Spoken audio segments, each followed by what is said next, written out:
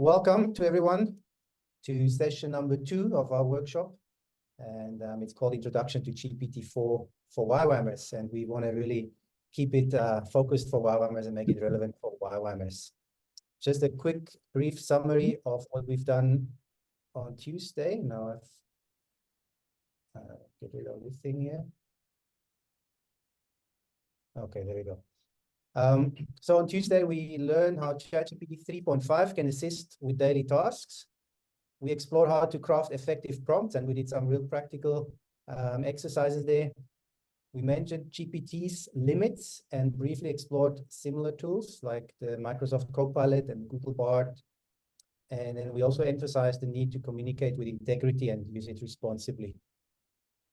It also became clear that ChatGPT 3.5 is quite limited, and the paid version, GPT Plus or GPT-4, might be worth to be explored. So Allan contributed quite a bit, and myself, you could see we really struggled to stick to 3.5 information because we don't use it anymore. We both probably started out with 3.5 and were excited initially, but then we soon discovered the limits. But I was never sure, is it really worth paying the $20? And it wasn't until I met someone at a hockey tournament of my kids. I sat next to a guy I've never met before. He was actually from the opposing team, from a different school. And we started chatting, and he said he's an IT guy, software developer. And so I started picking his brain on GPT. It was very fresh at that time. It was about a year ago. And he started just, praising it and saying, wow, it saves him so much time with programming, and he uses it for so many different things, and it's exciting, and so on and so on. And I said, yeah, but I find it's quite limited. It keeps forgetting what I'm teaching it, and so on. And he says, oh, so you're using the free version? No, you must go for the paid version. It's so worth it. It's such a huge difference, and so many more opportunities. And that was a year ago. Now, a year later, it's even a bigger difference. There's even I mean, you can't compare the two. 3.5 is, I don't know, it's like the fax machine. We were talking about that earlier. 3.5 is like a fax machine versus Zoom, right? It's not even email, it's Zoom. And that's the comparison. So the 3.5 would be the fax machine, and the GPT Plus would be Zoom as a comparison. And so we're going to look into it a little bit. I am not being paid by GPT to get you on an enrollment. I'm not getting any commissions. I'm just a fan at the moment of GPT Plus because I'm using it in my daily life. It's become my PA. But I'm not live committed to GPT. I believe that Google will make huge jumps in the next few months, and so will Microsoft, which already is anyway working closely with OpenAI, and there will be other tools developing. So it's very likely that one day I might be moving away from GPT to another machine, like we all did. We started off when the internet came. We started off with different search engines, and now we all, or many of us, use Google, right? And Google wasn't even around when the internet started. And that might be similar to what's happening with the AI. There's tools available now that are great, but in a few years down the line, it might be different. And so when I'm doing GPT today, it's because that's what I know and that's what I can talk on. But there's many, many other good tools out there, also paid tools and free tools. And as I said on Tuesday, GPT 3.5 is a great way to start. But if you don't want to go paid and you do want to have more functionalities and options, you might want to start with Copilot, with Microsoft's former Bing chat. They call it Copilot now, and that might be the better option for you to start if you don't want to do a paid version. But today it's all about the paid version. How do you get GPT Plus? I'm going to quickly change screen here. Can you see the GPT 3.5 window? All right. So if you are on the free version, you'll have down here a statement that says upgrade plan. And you click on that one, and it'll give you 3 options. The alternative is you click up here, 3.5, and then it gives you the option to upgrade to Plus. Same window pops up. The free version is $0 per month. The Plus is $20 per month. You can upgrade here, enter your credit card details, and you will be launched. And then there's a new thing that came up last month, Team, which is $25 per month per person. But that's if you do the annual subscription. You can do a monthly subscription, then it will be $30 per month per person. I did try this one out to see how it works. So I'm currently on that, but what is a little bit misleading, maybe for you guys, Also to just be aware of that. If you go and upgrade to team, so I was already on a plus subscription privately, and then it gave me the option to upgrade to team. And I assumed an upgrade means it replaces my personal account and upgrades it to a team account, which then I had to have at least 2, because otherwise you're not a team. So I had to pay for 2 subscriptions, my own and someone else's, which in our case I did for our base, YWAM Worcester. And then, but then it actually doesn't replace money, it added it. So currently I'm paying for 3 subscriptions, which is not very cool. So yeah, so you need to know that if you go to team, you need to be at least 2 people, and you need to cancel your private subscription, but cancel it only afterwards, because what you can do is whatever you already programmed in your private subscription, you can actually transfer it over to team. So all your GPTs and chats and stuff, you can actually immigrate it over or emigrate, is that the word, over to team. But it's a once-off thing. Apparently, you can't emigrate it back to anything else later. So it is a once-off thing. So you just need to weigh it up if you want to go that route. And the other thing is it will charge the fees of team. It will charge it from one credit card. So if you are a team, you will have to sort out how you want to do the payment, but it will be charged from one account. They don't do like, 10 people have their own credit card registered. No, it will be one account, and they will have to pay you if you want to make them pay. Or if you're an organization, of course, then the organization pays for all the different. And you can add as many members as you want. There's a bit more functionalities. And what is nice with team, as opposed to the plus version, the team data excluded from training by default. So the data you generate in team, it's not being used for training of the AI, which is happening in the plus version. All right, that's just a little brief explanation. So if you subscribe, then you get to your plus version. But maybe before I jump ahead, any questions on that? No questions. So we'll continue. So if you go upgrade plus, then you will end up having an interface like this, where it then says ChatGPT 4, and then you can even swap back to 3.5 if you want to do that. And then you have different plugins, and you have the GPTs, which I will explain a little bit later. All right. Then let's first look at why you should go for GPT, or why you would want to. I mean, nobody should, but why I want to be on ChatGPT 4. These are some of the reasons. And again, I'm not being paid by OpenAI for this. It's not an advertisement movie. It's just an information workshop. And all these responses are actually generated by GPT-4 itself, which is the expert on itself, right? So the first point is it has better understanding. So the GPT-4 learns from a broader range of information, and it gets what you mean much better and remembers previous chats longer. That was one of my frustrations with 3.5. I trained the chat, I gave it information, but after a while, it started forgetting what I told it in the beginning. GPT-4 doesn't forget that quickly. I don't know what the limit is. I haven't found it, but it's I haven't reached that limit yet, even with my old chat. So it actually remembers quite long. And then it provides clearer responses. It talks back in a way that makes more sense, especially when you're having longer conversations. GPT 3.5 is limited in its understanding, and GPT-4 can understand longer conversations better, and therefore also respond better and clearer. You can have smarter conversation. It's better at keeping track of what was said before, making chats feel more natural and less repetitive. And then it's a quick learner. It picks up new writing styles and tasks quickly, needing less help to get things right. So if you keep using the same chat, you have to be in the same chat. You can't start a chat again and it will learn from that chat. Whatever happens in that one chat history, that's where it learns, and it learns fast. So if you say, no, change the style to this or change the wordings to that, it will remember that for future responses, and it will generate them accordingly. Then it is very good with many languages. GPT 3.5 can do languages, but 4 can do more, and it's more advanced in languages. I've even tried Swiss German, which is not an official language. It's officially a dialect of German, but it's so different that it should actually qualify as a different language.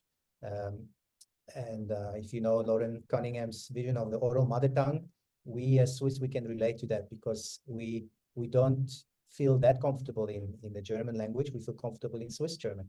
And so I've tried that with GPT-4, and it can actually understand me, without any difficulty. This understands my Swiss German. It doesn't speak back Swiss German. It speaks back in High German or English, whatever I choose, but it can't do Swiss German yet, but it will be, I'm sure.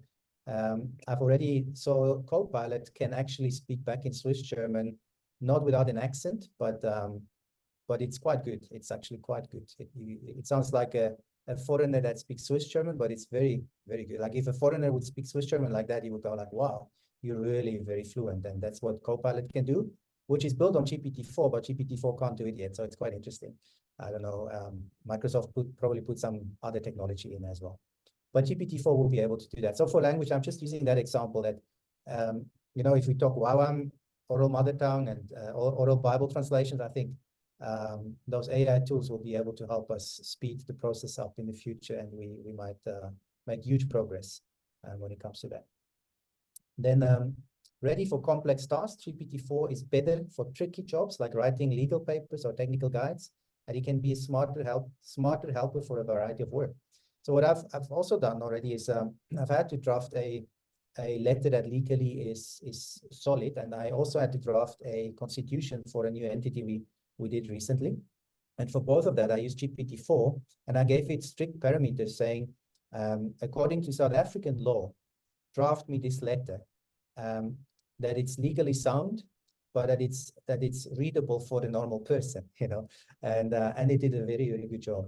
And for the constitution as well, I said, you know, I need to draft a constitution according to Swiss law for this type of entity, and this needs to be included. These are the pointers. We just don't just want the standard constitution, but these are the pointers we want to have in there, and it needs to be compliant with Swiss law and tax deductibility. Draft me constitution, and it was really, really doing a great job. And I just had to do a few small adjustments, and then we went and we submitted and registered. So this is very helpful because you can contextualize it, and yeah, which is more difficult with 3.5 because it's only trained until I think, what was it, February 2022 or January 2022, something like that. All right, then GPT-4 versus GPT-3.5. I mean, that's what we're doing all the time. So I think that pointer could have been named differently. GPT-4 does everything GPT-3.5 does, but better, making it a stronger ally for YWAMers' diverse needs. So you can see this was all generated by GPT-4, but it was done in my PA's chat. So it already adjusted to YWAM, right? It already directs why would YWAMers want to do it, because it's a stronger ally for YWAMers' diverse needs. Then DALL-E integration, and Allan will talk a little bit more on that. I've used it quite a bit too, but it seems like Allan really knows well to use that one. GPT-4 can interface with DALL-E, an AI system that creates images from textual descriptions.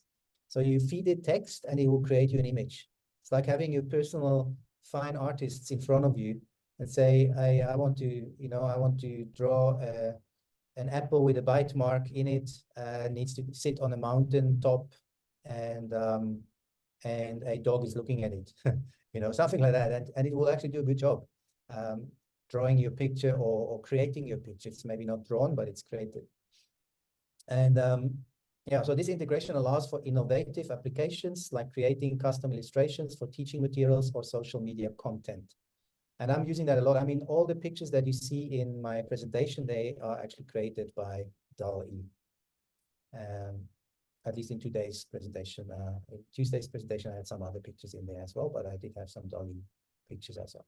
And in coding and programming custom GPTs, GPT-4 has enhanced capabilities in understanding and generating code, making it useful for those interested in customizing AI tools or developing simple scripts and programs. So if you're not a programmer, but you have basic understanding of coding, which I think is a requirement, there is people that have used GPT-4 without any knowledge of coding, but they had to do a little bit of a loop, or you know, like just learn a little bit about coding through GPT.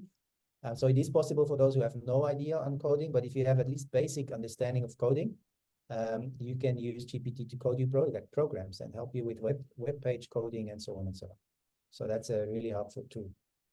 And then you can program your own custom GPTs as well, which you don't need any coding knowledge, which we'll look into today as well. Then it has internet access, which GPT 3.5 doesn't have, but GPT-4 can access. a limited selection of the internet. So that one was new to me. I thought it can access the whole internet, but it seems like there's still some limits. And I assume those limits are when it comes to illegal content and to unethical content and so on. So it does probably filter a little bit, because the whole AI industry is also being aware that they have to put some ethics into place, or otherwise they might be declared illegal in certain countries. And so there's a limit on what it can access on the internet, but I don't think I have hit any of those limits yet for what I'm using it. So for me, it has general internet access, and that is a huge advantage, because then you have recent data that you can access. And then, okay, there's some remarks here in the chat. Let me see what that is from Mike. Or Mike, you can just mention it as well. Yeah, there's some copyright filters. If you're using DALL-E 3 making images, if you want to create something from Lord of the Rings or something, you will not find, you'll get, you won't find Frodo. Yeah, sounds good. Yeah, but maybe just on that, I did actually yesterday quickly do a try on give me an apple with a bite mark, and I assumed it will maybe do something that looks like Mac, the Mac logo, but it didn't at all. It just really did a simple apple, a proper apple with a bite mark. And I mean, that's a good sign, but I was just curious if it will, you know, allude to Mac, but it didn't. And I think that's also part of the filters that are put in place then. All right, then you can, that's a huge thing for me. You can upload documents. So GPT-4's ability to process uploaded documents can be a game changer for tasks like analyzing text, summarizing long documents, extracting and organizing information from various sources, or training GPTs. So you can train GPTs based on PDF documents. Like my personal PA, I uploaded my book, I uploaded my thesis, I uploaded some other texts that I've written in the past, just to teach it my writing style and my expressions, and also my values. Both in my books and in my thesis, a lot of my values are being communicated, and it learns my values, and therefore it responds accordingly to those values. So you can train it, and it keeps it, and it will be a really nice PA. What I did yesterday, I used one of my old chats that I've actually still created on the 3.5 originally, but then transferred into GPT-4, and I haven't used it for a while. So it couldn't access some of the internet yet, because you still had to have plugins at the time and so on. So I just copied in my PA. You can do that these days to take it, what do you call it, a program GPT. You take it into an existing chat, and from there on, you enable that chat to use also the trained GPT. And so yesterday, we had a board meeting for one of the entities I'm part of, and I'm the secretary there. So I had to come up with the minutes. So what we did, we had the board meeting over Zoom. I recorded the Zoom, and I added captions. So everything was transcribed that we were speaking, and it was quite accurate. And then I saved, obviously, the recording and the captions and downloaded them. And then I had a transcribed meeting, right? There was a transcription of my meeting. I converted that transcription into a PDF. I uploaded it into my chat that was all about that entity. So it had already my previous minutes in there. It had previous discussions, letters that were written, all in the context of that entity. And I uploaded the PDF, and I wrote a little prompt saying, we just had our board meeting of this entity today, 31st of January, 2024. Present were Peter, James, and John, and absent was Jesus, you know, or whatever. I mean, I just put the real names in there, of course. And then, or apologies, you know, Jesus and Holy Spirit. And then next one was, these were the agenda pointers. And I just gave the headers of our agenda points so that the machine knows that's how I want it organized. And then I said, please write me a comprehensive minutes of that meeting based on the attached transcription. Tuck. And that was it. It took me like less than a minute to write that prompt, uploading the document. And within seconds, I had comprehensive minutes. They were written in my language, in my tone, and they were very accurate. It was some stuff was generalized because it didn't matter to have all the discussion points in there. It was summarized, maybe that's a better word. And then figures, like when we talked about amounts and so on, they were accurately quoted, and it was in there. And so all the information we needed was there. I had to do 2 small changes. It took me like 2 minutes to do those changes. So I had those minutes created from the time I downloaded from the cloud until the minutes were sent out. It took me 10 minutes, which would have easily taken me an hour of work. And if I didn't have the AI help, right? And it might not have been as accurate because I would not have had the transcription of the meetings, right? I had to come up with my own notes and so on. Mike. Yeah, I was going to say, I was at a meeting last week with Cisco, and their WebEx, which is the thing that Zoom was built from, they've built this into WebEx now, and it's going to be automatic in there that you can have minutes of your meetings, action points. You can train it that depending on who is in the meeting, the action points and bullet points that were, what is Bruno going to do? And it will give you a list for you, which is quite amazing. Yeah, no, that's amazing. And I think more and more tools will be totally integrated in the existing tools we have now. And that's going to be really exciting. Yeah. But yeah, just to tell you, those minutes obviously only worked because I was using the GPT-4 bots, which were pre-trained. If I didn't have the pre-training, if I would have wanted to do it in Copilot, I could also have had quite good minutes, I guess. It would, I haven't tried it, but I guess it would have produced quite good minutes, but it would not have been personalized to the extent that these minutes were. So I would still have had to spend more time editing and adjusting and making sure it's the way I want to send it out, where now it literally took me 2 minutes of editing and then sending it out. And so what could have or should have taken me an hour now took me less than 10 minutes. And yeah, it just excited me. I had to share with everyone that walked past me how exciting this was. Even though, yeah, I'm doing it all the time, but I still get excited. All right. Then ongoing updates. OpenAI is constantly updating GPT Plus with new features. For example, accessing self-made GPTs in all chats. That's what I just shared earlier. That was a new feature just added last month, where you can go to an existing chat that was old and that was not capable maybe of even surfing the internet. You just put the sign @ and then a list comes up of your own personal GPTs, and then you just choose the one that you want to use. Like in my case, my personal assistant, and then you add that to the chat, and from there on, this old chat that was limited in certain things can now do what you've trained your GPT to do, and all the information of that old chat you can still use. All right, that might not have made much sense for those of you who never used it, but those of you who use GPT, you understand what I'm talking about, I guess. All right, let's see. Yeah, so and just another disclaimer again, because I can't emphasize that enough. Use all these tools responsibly, aligned with our YWAM values, especially in the YWAM context. So, and particularly, communicate with integrity, I think, is a big one. GPT can generate you a lot of great stuff, but it might not be truthful. And so you are the one using it. You, the one using it, are responsible to make sure that whatever you publish and use is actually communicated with integrity. And that's a big flag. I've run into that trap myself. I had a beautiful social media post that I wanted to post, and fortunately ran it past my wife quickly, and she says, well, it sounds great, but this one sentence, it's not totally true, is it? And I'm like, it's true, it sounds too good. Actually, it's based in truth, but it's no longer truth. So I had to take that sentence out. And so I think this is just a caution I want to put out there. Please do review everything that you read, that you generate through AI, reread it, correct it, and only publish or use it when you are sure that it is done with integrity. All right, and then let's look at some practical examples. But before we go to practical examples, just again want to offer space for questions or remarks. Anyone who would like to ask anything of the past few slides? All right, then let's continue. We'll do some practicals now. So this is the interface of Teams.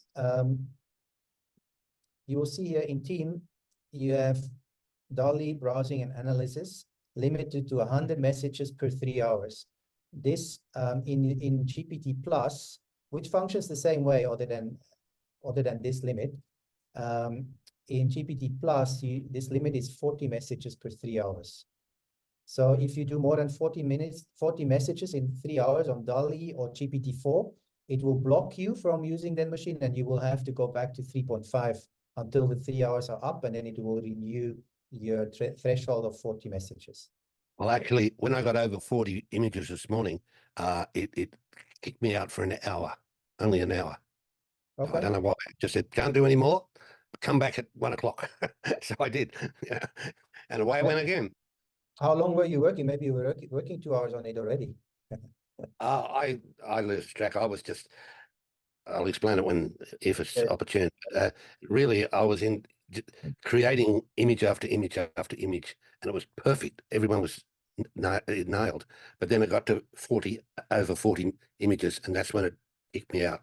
Yeah. I actually didn't kick me, it just stopped me from using it. Yeah. From using, yeah, it stopped you from using Yeah. DALL-E. You could still have used GPT 3.5 for other things, Probably, but not for creating images. Yes.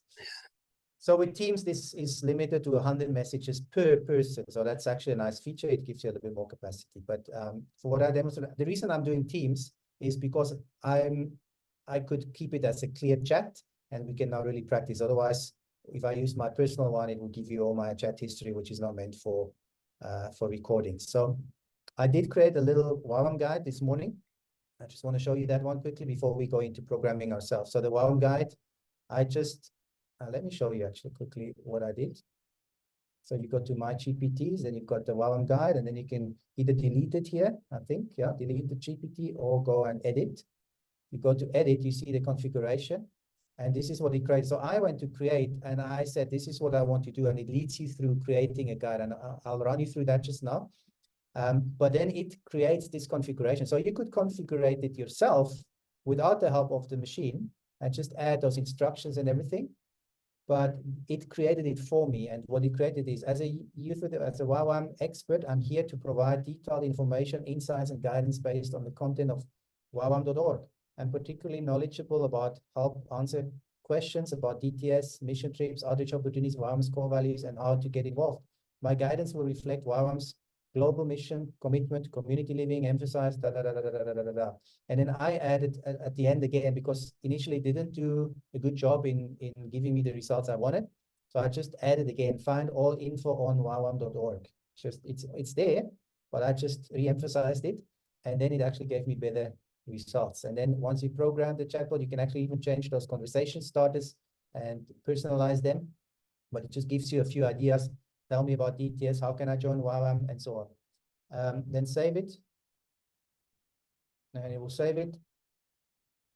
And then view GPT. And then you can, for example, say, what is value? So I don't even say YWAM value. I just say, what is value? Because now it knows it's all about YWAM. What is value number 18? Let's see if we can do that. Okay, that's wrong. Didn't work. It did do a good job just now. I don't know why it's not doing it. It gives us the wrong value. All right. So that's when I went to GPT. So it's a bummer, eh? But it is showing the reality. Sometimes it just makes up things if it is not entirely sure. And that's where we as humans still need to come and check. So I'll go and adjust it again. And I say, put in it the URL for the page on values and core beliefs. order Not value, just not top of the directory. Oh, I can't remember what it is, but I used it the other day. All right. So go dig down. Or look, guys, if it ain't giving you the right stuff, you've got to dig down on your prompt and get more specific and more complete with what you say. So we've got yeah, and then there's an about us somewhere. Yeah. So there's a page on beliefs and values. Yes. In the documents there. In a document. In the documents, so, there's a page. There we go. Yeah. That one, the foundational values and beliefs. Yeah, so we're going to say,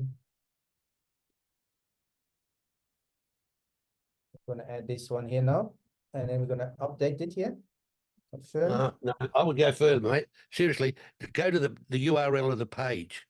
In that document thing, there was the first link there. See, foundational values and beliefs. Click on that link, please. All right. That one. That's the link.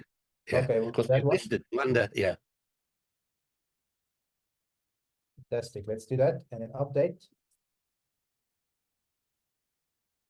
So this is called iteration, right? So we're just iterating the prompt, we're changing it, updating it with view GPT. Now let's see if it does a better job. So we start a new chat here, YWAM guide, and we say, what is value 18 about?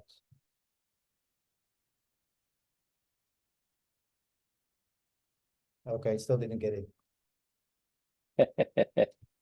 All right. So now we would have to go back and reiterate and upload documents. So that would probably be helpful now to take the YWAM values document, upload it as a PDF, because it first goes to what you have uploaded and then only goes to the internet. So if you wanted to improve that YWAM guide, you would now just go and upload documents, and then it will learn from those documents, and then it will become much more accurate. I don't have those documents downloaded right now, so I'm not going to do that, but just giving you the hint. But let's again go back to first custom instructions. So there's two ways to program GPT-4. And actually this first one you can do in GPT 3.5 too. So you give it custom instructions, which is then applied over all the new chats. So it's like an overall programming of who the chatbot is working for. So if you go to custom instruction, you see this is empty. What would you like ChatGPT to know about you to provide better responses? And once you click into here, it gives you some thought starters. Where are you based? What do you do for work? What are your hobbies and interests? What subjects can you talk about for hours? What are some goals you have? So let's make up some story. I am Apostle Peter, and I love to teach about the grace and love of God for the Gentiles, right? And how would you like ChatGPT to respond? I'd like you to use a friendly, competent tone with a hint of theology in it all the time. All right, so that's just a mock-up for us, but then you can save it. You can obviously give it much more details, right? You have 1,500 characters on each that you can fill. So give it as much details as you want about yourself and what do you want to use it for. Save it, and now each chat, even if you start a totally unprogrammed chat, not a YWAM guide one, just a blank chat, you can now, what do we want to say? Give me a 1 paragraph social media post on what? Matthew 28. No, let's not use Bible, because I want to demonstrate how it's hopefully going to use theology in it, even on a normal topic now. So say on bushfires in Worcester, South Africa, which we actually have at the moment. So let's see what it does. As the sun sets on the vibrant landscapes of Worcester, South Africa, our hearts and prayers are with those facing the devastating bushfires that threaten both human lives and the magnificent natural heritage of this region.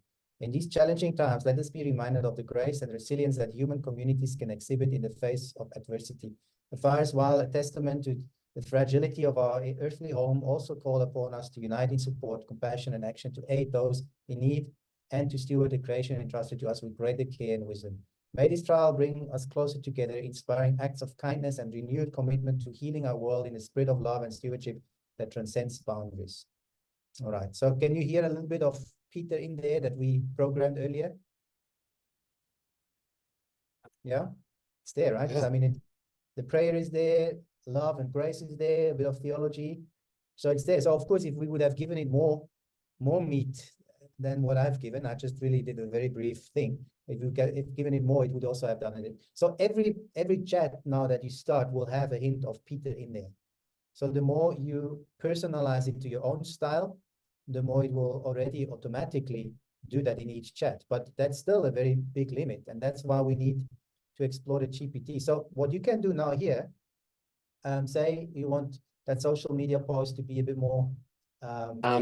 Bruno, just tell Yes. it to say it simpler. Okay, yes. Say regenerate simple, please. Make it simpler and shorter.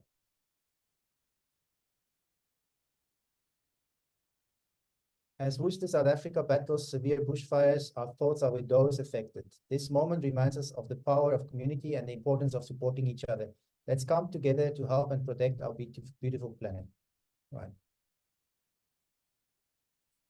So you could play and do better jobs, but now what I want to show you is you can use plugins. I don't use them much anymore since the GPTs came up that you can program yourself. But there are plugins you could add now into a chat. And you go to the plugin store and then it gives you some here. You can choose plugins are, okay, it just tells you what plugins are, and then you go, okay. And then you can search. So plugins are special functions that you can add to a chat, and then it will perform better in that area. So let's say theology, maybe there's something. No, there's nothing. All right, Bible. What is a Bible plugin? Chat with Bible or just Bible? So we'll do Bible. We install that one quickly. I hope it's going quick. Nothing seems to happen. There we go. An error happens. Maybe because I clicked twice.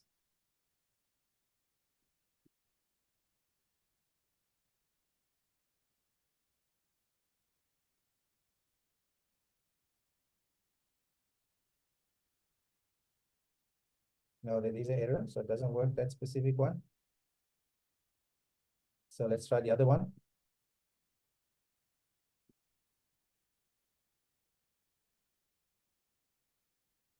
That one seems to be installing. That's great. All right, then that's it. So that's now in this chat. Chat plugins now includes the Bible, and it's ticked. You can tick up to 3 plugins per chat. So you could add other plugins. You could, for example, add a plugin that does PDF analyzing and so on, or you know, there's different plugins. You add them, and now this chat will interact as you chatting with the Bible. So, hey Bible, tell me more about what Jesus meant when he spoke the words in Matthew 28, 20 and following. Let's see what it does. Okay, plug in with chat with Bible is unreachable. So that one obviously doesn't seem to work. I should have tried it up front. So anyway, I don't want to spend too much time with the plugins anyway. There's plugins for traveling, there's plugins for PDF, for coding, for whatever. I personally don't quite understand why they're still in use. Maybe because people got used to it, because now with the chat GPTs that you can program, I don't think you need the plugins particularly anymore, because there's a whole list of GPTs that are pre-programmed. So we could actually now go to Bible here. So these are now GPT chats that are pre-programmed. So let's see what we have here. So you even have a Bible translator from ancient Hebrew and Aramaic, Greek, and Latin into English. So that's nice. But let's just take a study Bible 2. So this is now a GPT, and we can add it, I think, to our keep in sidebar. So if you go here and you say keep in sidebar or hide from sidebar now, but keep in sidebar, then it will add it to your sidebar. So you will now, from now on, always have it accessible here, and you can go back to that one. All right, Mike, do you want to quickly share about the plugins? Yeah, I was just making a comment that many of the plugins are community-based, so people are sharing their plugins, and the idea that they were having is to make a store, so you could, at some point, people might be able to sell their plugins to save you doing the work yourself. Yeah, but I think they do that now with the GPTs, right? I think that's much more sophisticated. So now let's use that same prompt that we had just now. Where was that? Did I lose it? Okay, I lost that prompt because it didn't work properly. So we will go and start a chat with the Bible and say, what did Jesus mean when he spoke the words in Matthew 28, 20 and following?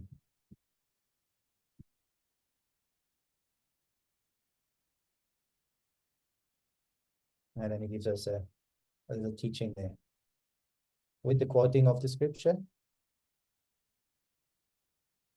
and so on and so on. So I can stop it here now, but just to demonstrate. So this is now really focused on Bible, and it will give you Bible-based teachings. So you could go to any of those GPTs. You can choose, you can type and search for any pre-programmed GPTs that people have put out there.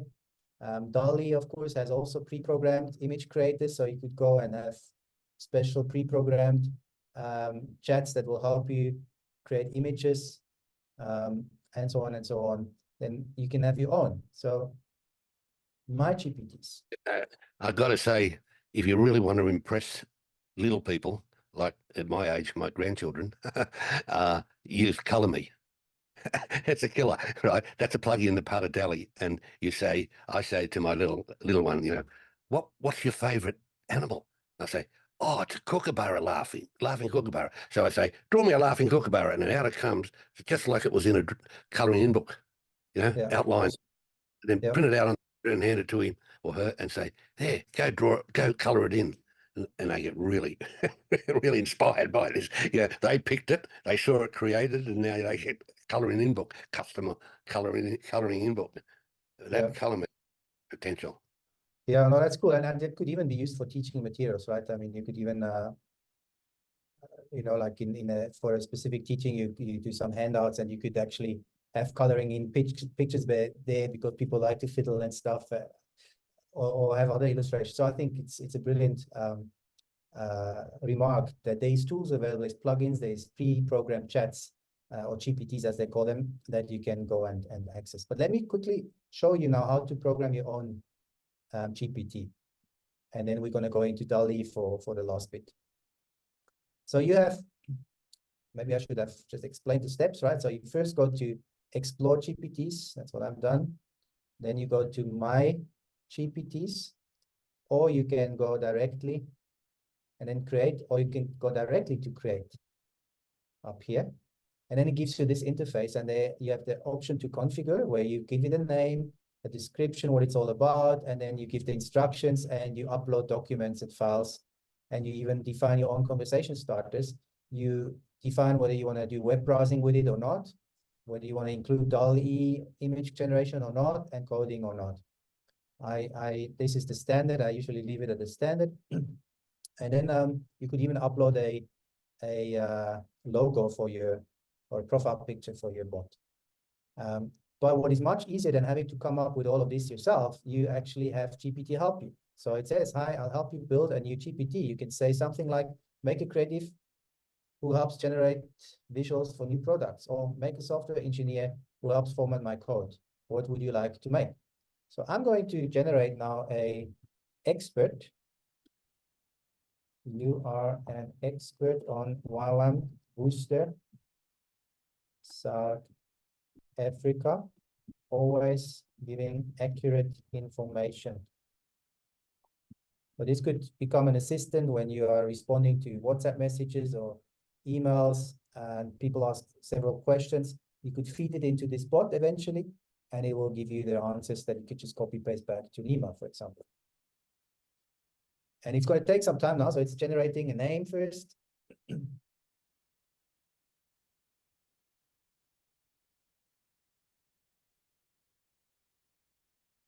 needs a bit of patience, but the time you will be saving in the future is worth waiting. How about we name this GPT YWAM Worcester Guide? Do you like this name? Then you say yes or no. You can change it, but for the sake of time, we'll just accept it. Now it will create a icon or a profile picture. And that's just generating it out of its own ideas. And again, that one will just accept it, whatever it is. You could upload one from your own pictures, or you could talk to it back and forth and create a more adjusted picture like you want it to be. But for now, we just use that one. That's what it came up with. At least it's realizing it's about people and about the globe, right? World missions. So it's all there. Great, thanks. And then let's see what it asks me next.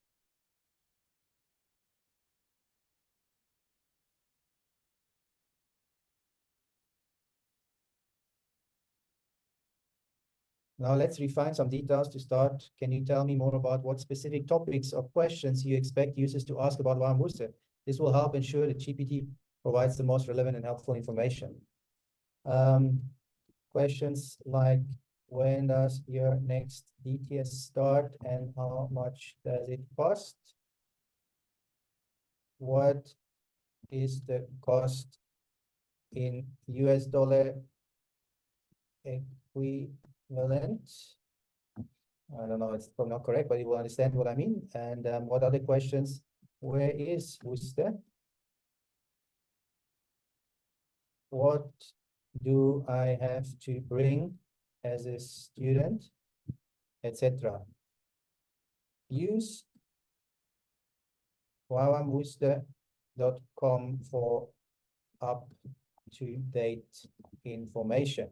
So I'll just feed it that one too, because I want to make sure it's not going anywhere in the web to find answers, but find it at the proper source. So then it will take me through a few more steps, as many steps as I wanted to go. I can anytime say, okay, that's enough, let's try it. You can actually play with it. It's a preview, so you can go and just try a few things.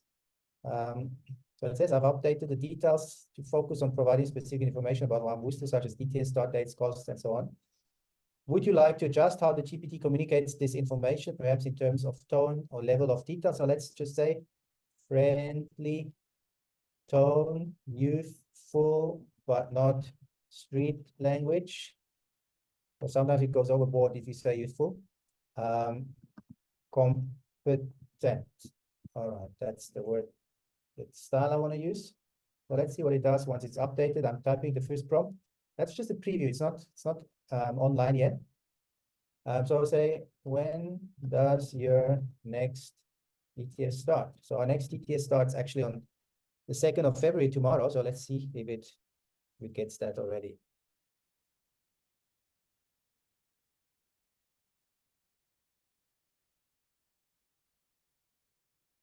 Yeah. The next DTS at YWAM Worcester is scheduled to start on 2nd February and will run until 21st of June. And you see it already uses our format, which we use in South Africa for dates, because it takes it from our webpage, right? If it would take it from a US webpage, it would most likely use the US format.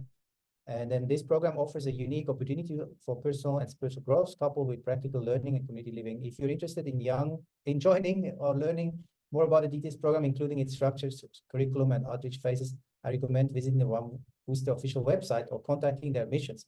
So now that's an interesting one. So now as I'm playing with it, I see I don't want them to just go to the website and have to find the admission. So I can go and say, in the configuration, I just go and add now here and say, when people want more information, direct them to our contact page.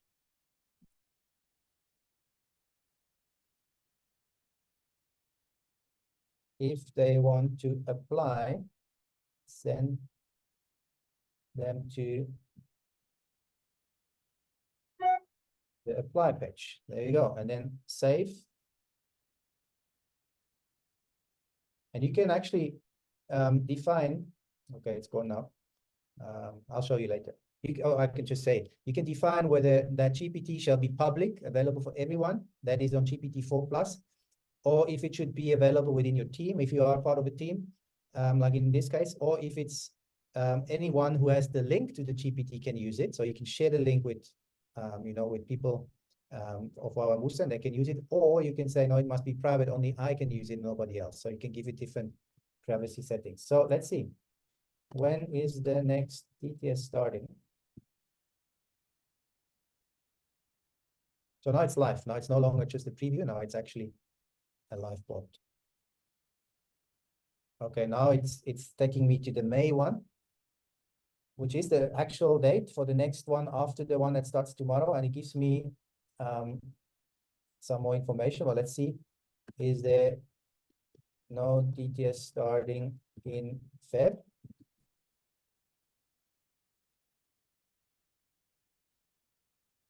Yeah, so there we go. Now it gives it, we have the default DTS and the true module DTS starting in February. And it gives me the links to it now. It's generating it, leading them directly to that page, which is great. How much is it? Should be able to find that too, the pricing.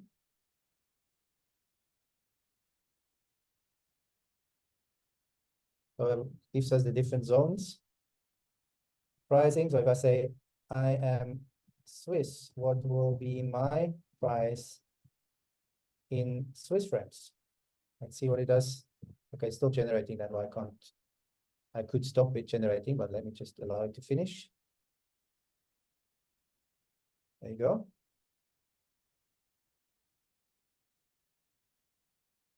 So it's converting now from South African rand to Swiss francs, and it chooses the right zone number 3, which is for North America, Europe, and Oceania. So it gives me a price. 33,000 rand is 1,540 Swiss francs. So it's a very nice tool to have. So if you are answering emails and stuff, and you have a bot like that, your answering emails will just become so much easier. And the tone it uses is also quite youthful, competent, and not street language, right? So even there, you can play and you can adjust it. You can upload documents if you want to. But with the little programming I've just done within 5 minutes, this is already a fairly good result. And then, of course, you can always tweak it and adjust it and make it better, right? So let's see if it actually took my other iteration. How do I apply? If it leads me to the right place.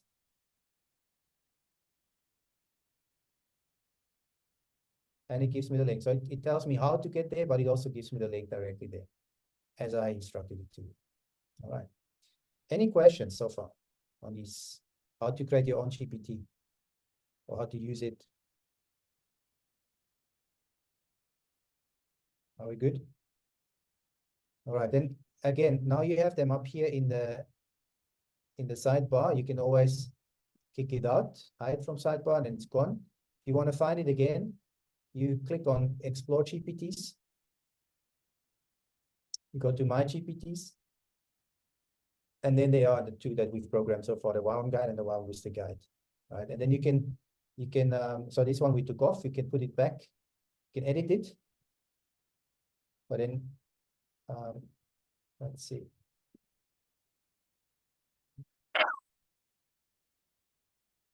Let's go back.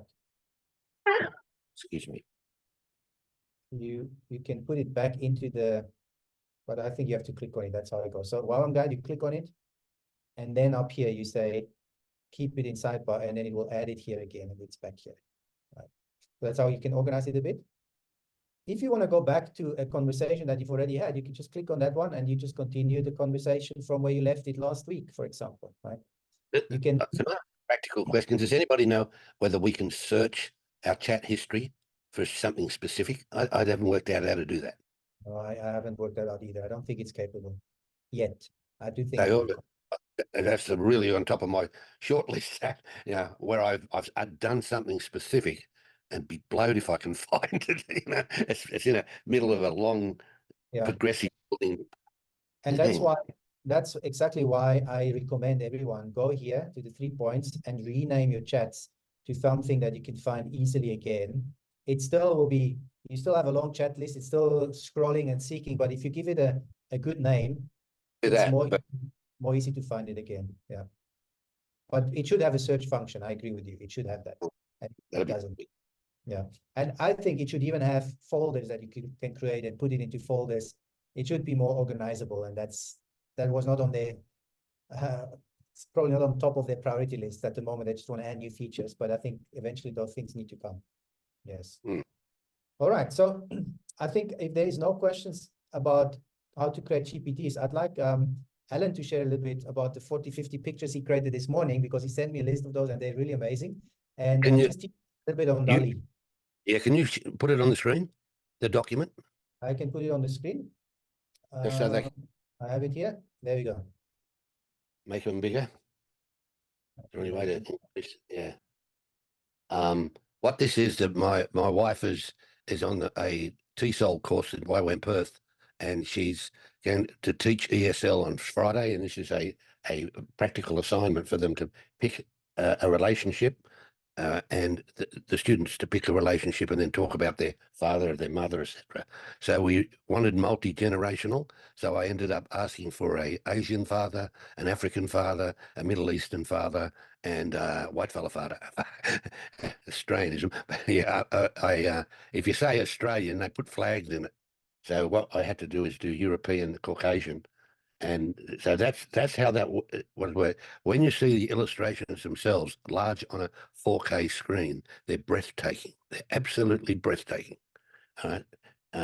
Now, what I've been asking it for a long time, and how much it's learned from what I've asked, I'm not sure of. So, but with those, I was basically just saying, I want an African father, and out come that there. What do you see? I want a Middle Eastern grandmother, and that one comes out. And they're all stylized the same and stunning. I then cut them up this afternoon and laminated them and made handout cards for the class tomorrow. So that's some hints. Each photograph's got an ID, and if you get a photograph, you're getting like. I haven't had a lot of success with this, although I've been told it works. I can ask it the ID, and up comes the number, and then you say, using ID number such and such, as a, it's just a blurb of numbers, change something. And you get a closer change, or it will go off on a wild track. It's a real suck it and see in this stuff, because it will generate something with a lot of color, and you have to say, come on, I don't want the color. Take the color back.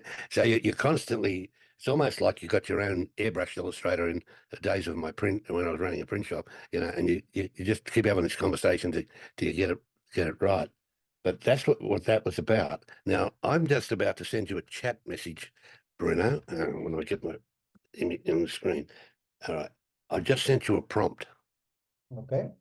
Now, Let me go to the prompts. We anything started with can that. happen, I can tell you, right? Anything can happen. So put the prompt into that, and when they see it on the screen, I'll explain a couple of things. Okay. And before you send it, don't send it yet.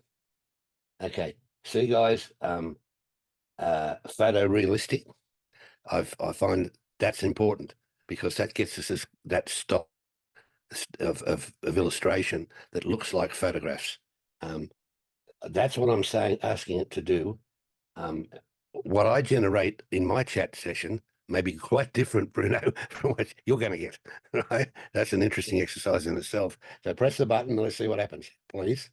So what we need to remember also now, I've programmed all the chats here as Peter, Apostle Peter. So that might also actually affect the outcome of the image. We just need to remember that. It might not. Yeah. Okay, I'm in the Bible plugin. Sorry, that was wrong. No. New chat. Let me get out here somehow. Go back here. I think I must take that plugin out. That was the mistake. All right, so no plugins. Actually, I should be saying ChatGPT 4. That's the problem. All right, let's do it again. There you go. So you have to always make sure you're in GPT-4 if you want to do imagery, because that doesn't work on plugins unless it's one of those image plugins, and it doesn't work on GPT 3.5. Excuse me. There we go. Well, that's interesting. You see, I've asked it. Okay, let's have a crack at this, guys. Remove the too many people. Reduce the number of people in the image. Take out the person in the suit. Make it more multicultural. For the first time ever, I've seen the Bible verse or Bible reference correct. Usually it's gobbledygook. That's interesting in itself, isn't it, Mike? And I'll explain some of that later. But sorry, I've got to. We try that. All right, yeah. So the spelling is wrong if you look at it, Matthew. So it does struggle with those type of things at the moment. I think they will still improve them. Yeah. I'll explain what I do about that in a minute. I want to see what it comes up with this other one.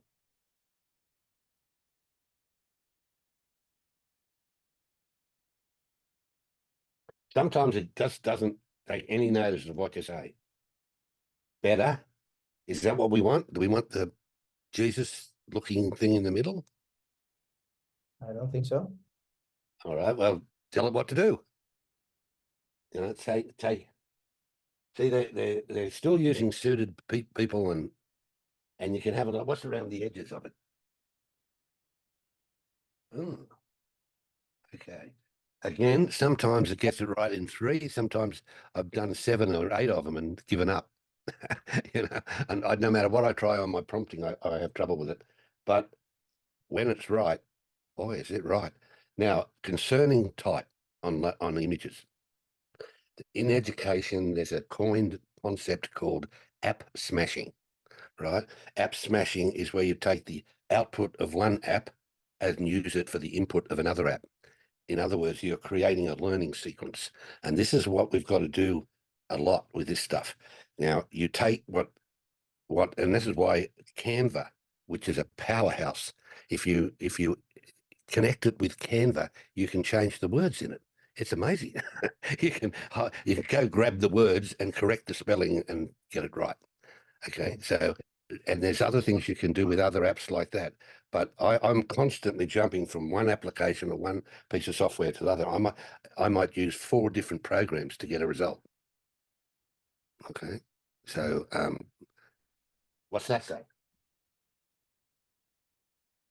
That's not too bad, is it? Yep. Do they like it? Somebody either not thumbs up or thumbs down. What do you don't like it? Yeah.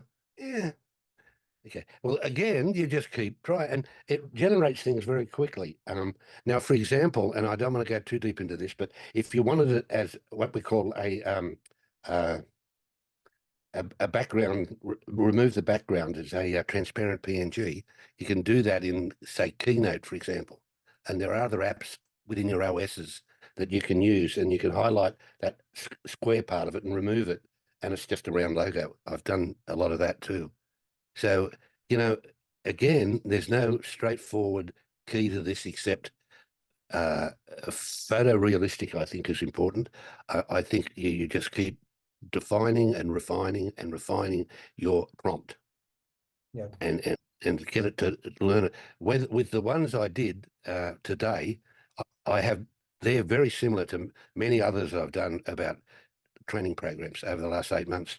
So that stuff, and they got it right on the first go. And after each prompt after that was simpler and simpler. Yeah. Hope that's helpful.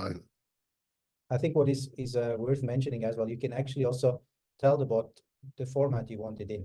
Like you can give it the measurements or the format. You can define everything. Must be round or a square or rectangular, and how big and how small and so on. The Hope training logo was done in DALL-E and then corrected in Canva. So I got Hope right and training right in Canva. It's a really nice logo, by the way. It looks much better when it's large. All right, so I hope that's been helpful, guys. Anybody got any comment? Maybe I can add. We did the other day. I have the app on the phone as well, so you can have the GPT app on your phone. And then we were in a staff meeting, and we were praying, and someone had a sketch of a picture that they had quickly just scribbled it on a piece of paper with pencil. And then what we did is we actually took a photograph of the sketch. We uploaded it to DALL-E and asked it to create a picture from the sketch, and it was amazing what it created. So even that, you can give it an example of what you'd like to have, and then it will create, and then you can still iterate and change it. But it's just new tools that we never had before. I think Nam was unmuted before. Do you want to ask or comment? My question would be, how much do we know about how these pictures are generated and the danger of plagiarism? I think just because I know that AI takes out from different resources, different things to create something new. But I would just be curious of like how much it takes from other pictures. Yeah. Do you know anything on that, Allan? Sorry, I got a coughing fit and I'm turning my mic off. No, I don't. I don't know where to start asking AI. It's a lot of it would have to do with attribution too. That's an academic thing where we give attribution to things. So I don't know. There must be people doing work on it. I'll go and have a look at that when I get some more time. But can't comment other than you're right. If you try to tell it to do a John Wayne picture, you won't get it to do it. Oh, and another thing happened this morning when I got to the grandchildren, and I said, "Draw me a grandson." an Asian grandson, had come up and said, this picture may be against our community standards or something, you know, because it was a child. It let me use it, but it said, well, give me an alert. So that's another issue. Mm. But again, I'd say, I think I'd just say I don't think there's enough. The fact that we don't really know where the inspiration comes from, I don't know. Somebody's going to complain about it, I guess, eventually. But I'm of the opinion that, you know, you can't use it for commercial purposes.